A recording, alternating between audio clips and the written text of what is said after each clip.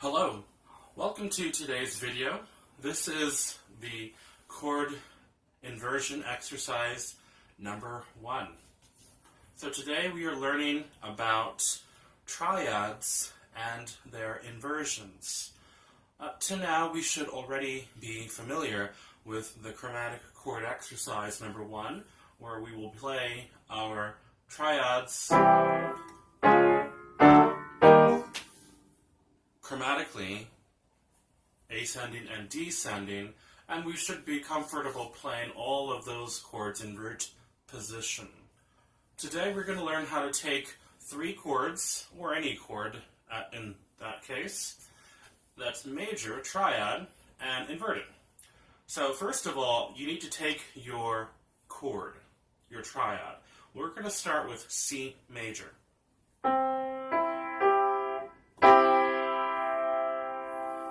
And usually we know that the chord, C major, is spelled out like this.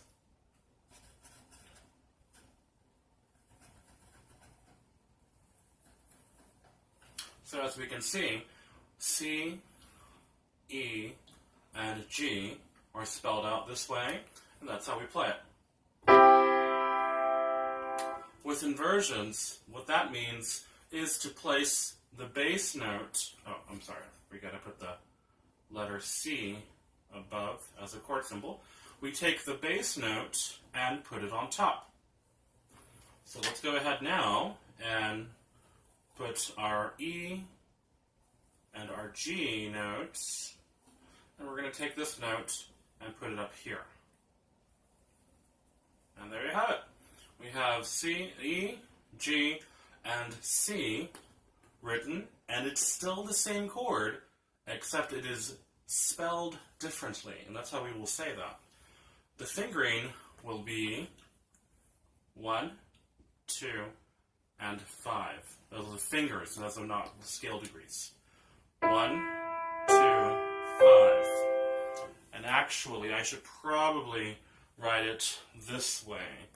Sometimes when we write our fingerings for multiple notes stacked on top of each other, we write it like this. Or maybe on top, depending on where the composer or the editor feels comfortable writing it. 1, 2, and 5. So I'm just going to go ahead and erase that for the time, since you already know that is the fingering. The chord symbol to represent this inversion, or this spelling, in popular music is usually the same chord name and with the slash, and the bass note is written just to the right of the forward slash. So we know that this is going to spell out the chord name, the letter on the left side of the slash, and the letter on the right is the bass note. And that can be played in one of 2 ways. When you see this chord symbol, usually you can play it either in the right hand alone, or you can play it with the right hand still in root position and a bass note played with the left hand as E. So let's put 2 examples for C/E. It'll be either this for the right hand alone, or for the left hand alone if you want to play it like this. Or it could also be the same way, written with in root position there in the right hand, and a bass note in the left hand. Okay, so let's take a look at this one again. C/E, capital letters. Either it's going to be like this, it is called first inversion, or with the bass note in the left hand as E, with the right hand still in root position. It can be either one. So become familiar with both of those ways. Okay, let's go ahead and put a line here to divide this. So this is called first inversion. I'm just going to put it right here. First inversion. Please become familiar with how it is played and how it is written, either way. For the purposes of our chord inversion exercise number 1, we're simply going to play it in one hand alone. Now, let's go ahead and take a look at second inversion.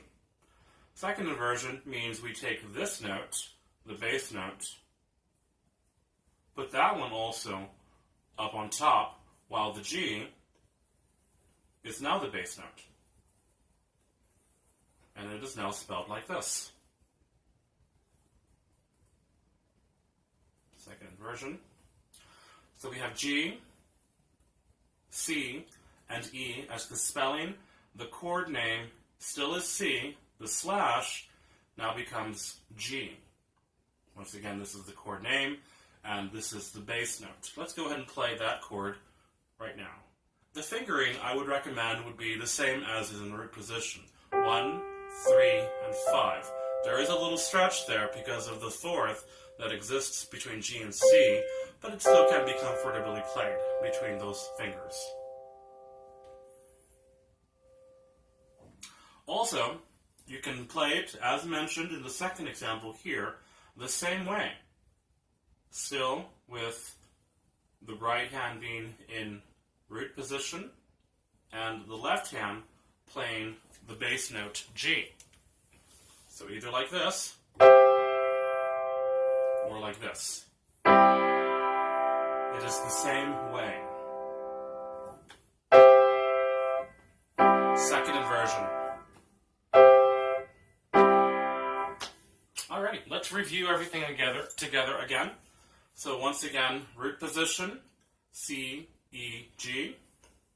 And of course you can put a C in the bass if you want to. First inversion, taking C, put it an octave higher, now spelled E, G, and C. Played with fingers 1, 2, and 5. Or playing root position with an E in the bass for the left hand. And lastly, second inversion, taking the E and placing that an octave higher. G, C, and E is now the spelling. Or root position with the bass G. And that example can apply to any one of the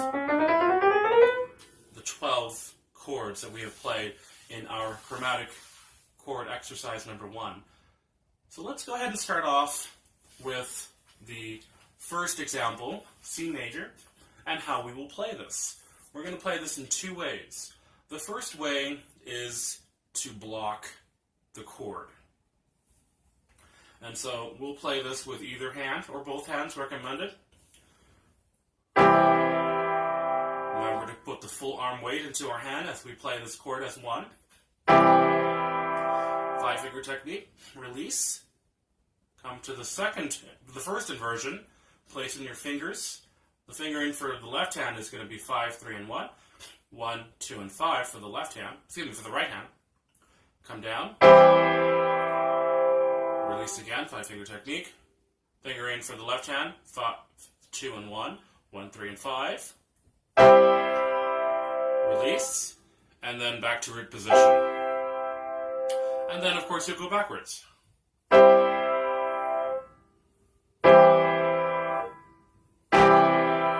That's the first part of our inversions.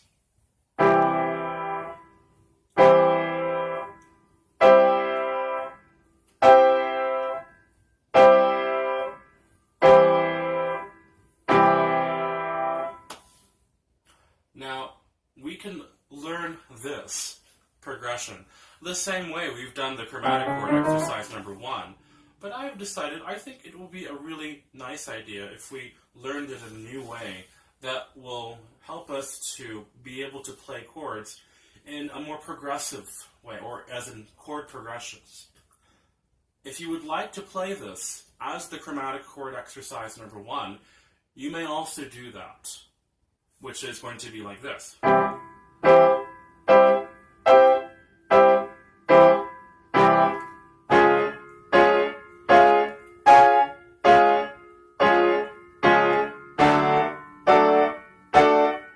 etc. And of course, that's something we can do. But I decided we could play it with the circle of fifths progression. So let's go ahead and take a look at how that's going to work. And we're going to start with just 2 chords to begin with. So after you're finished with your C major progression in blocks, then you're going to go in triads, or broken chords. Same fingering, and play it in legato.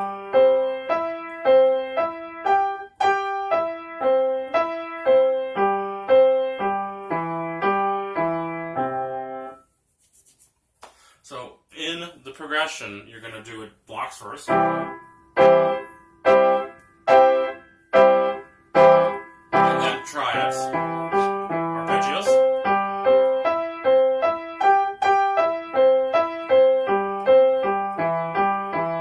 One right after the other. Then we're going to go either way in the circle of fifths, whether to the left at F major or to the right in G major. Be prepared to go either way depending on which way I recommend or ask you to do it. Let's start with the left way, F major.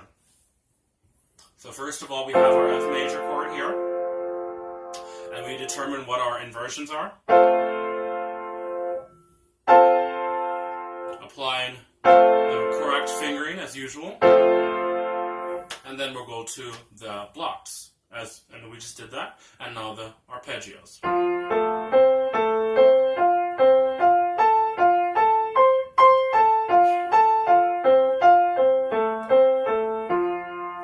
There we go. So that is F major. Then we're going to go to B flat major.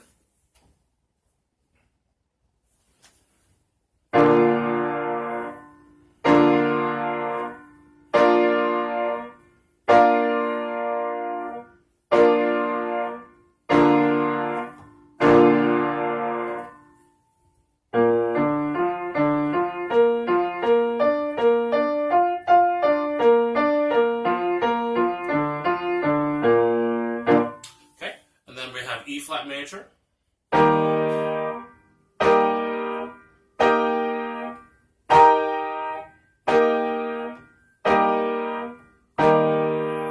I'm immediately going into the inversions, playing them as blocks, but remember to take time to review your progressions or your inversions first. So you'll take your E flat, and then you'll take that note, bring it up an octave, and you'll play it, and then play it on a block, and then you'll take that block, that note, bring it up an octave.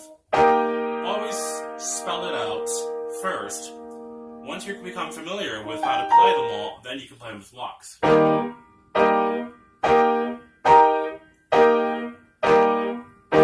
the fingering usually should be the same for all of them. Okay, we're just going to stop there. We're actually now going to go the other way from the circle of fifths from C to G. So we have here G chord. We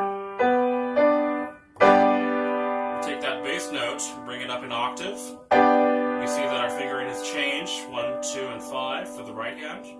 And then we take this note here, bring that up an octave. And then of course we play it in reposition.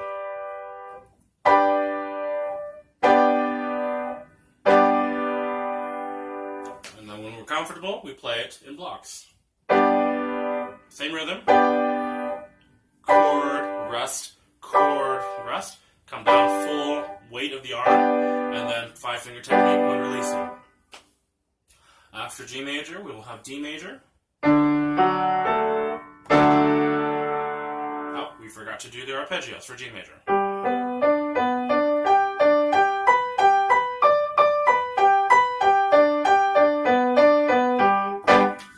There it is. And then we have D major. Bring this note an octave higher. Then bring this note an octave higher. And then we go back to reposition. Let's go ahead and play them in blocks.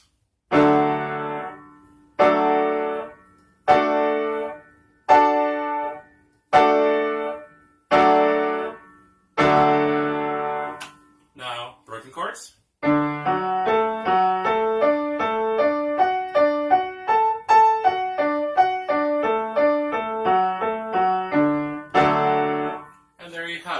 will go either way, playing all those chords in their inversions.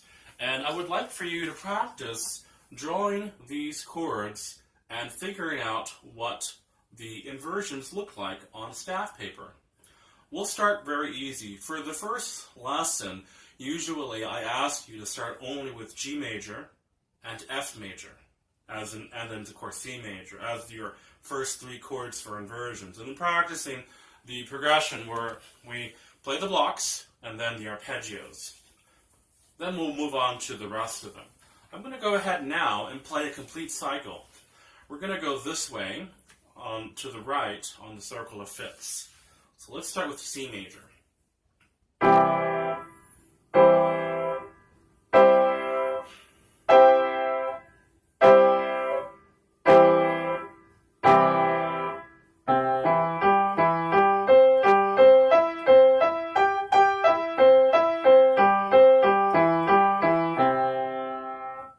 G major.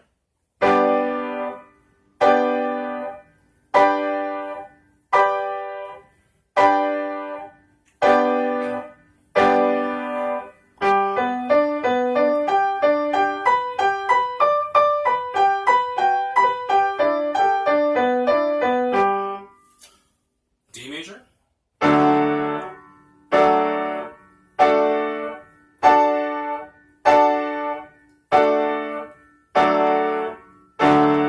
Arpeggios.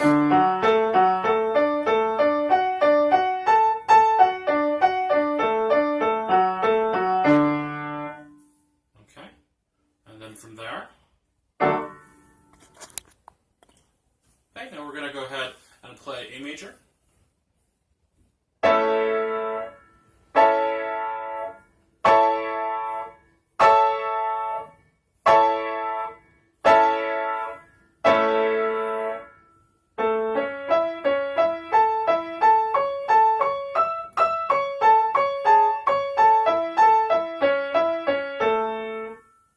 Next we have E major.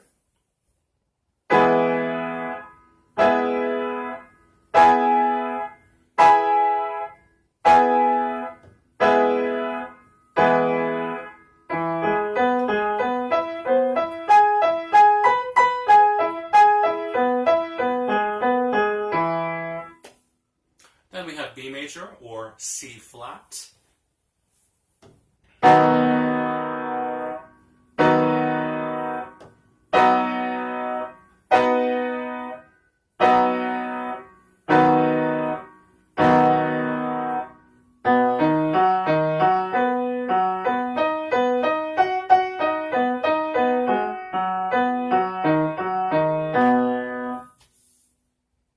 Next we have G flat or F sharp.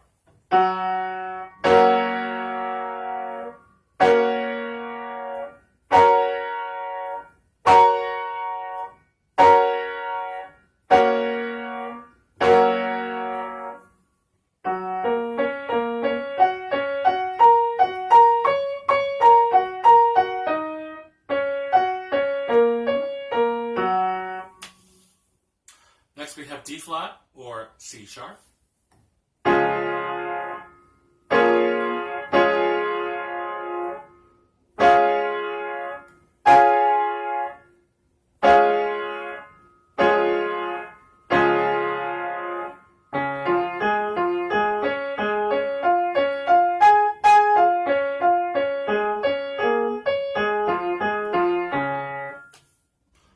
A flat.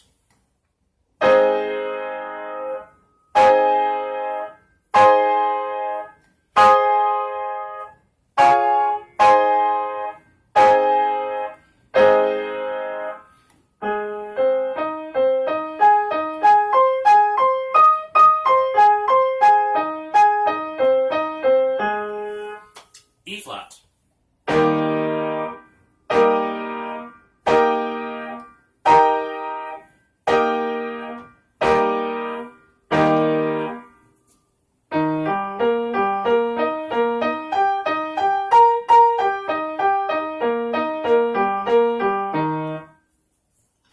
B flat.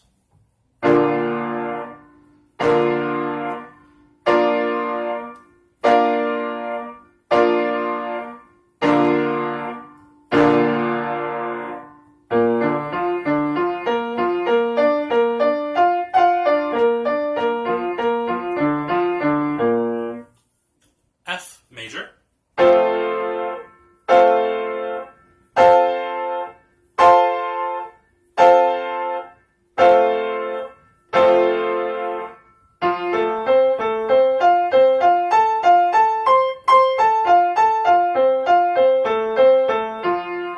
And then, of course, we go back to C major.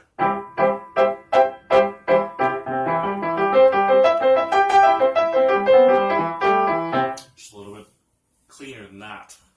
So remember to practice all of these according to the way that I've recommended. It may seem overwhelming at first, but as long as you know the individual note names of your chords, you should be just fine.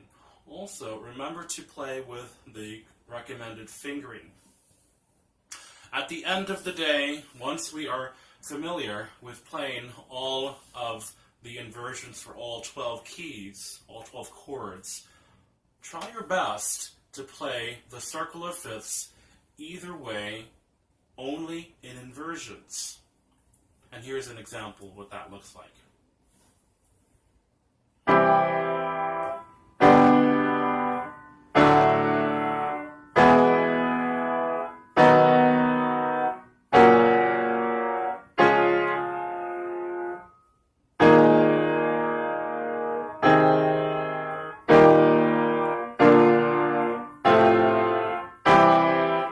And just like that. Of course, that's for the right way. And the left way will be like this. Oops, sorry. Let's try that again. Just essentially going backwards.